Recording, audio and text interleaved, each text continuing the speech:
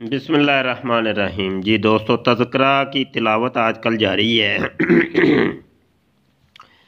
और ये कादियानी मरज़इयों का कुरान समझ लें या इसको मजहबी किताब, इल्हामी किताब, आसमानी किताब, शैतानी किताब, जो भी कह लें, ये आपकी अपनी खुशी है। चलें जी, तिलावत शुरू करते हैं।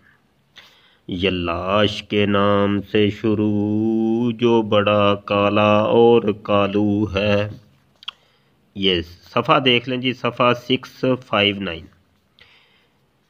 तीन उस्तरे अतर की शीशी, तीन उस्तरे अतर की शीशी, मुँह काले, मुँह काले। सफ़ा 665। ताई आई तार आई, ताई आई तार आई आई ताई आई तार आई ते मुँह काले,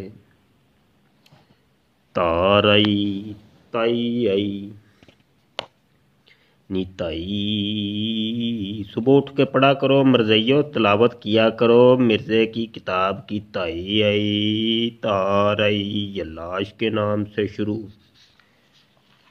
तो तीन उस्तरे अतर की शीशी, किसे नाई दा पुत्र, लख दी लानत।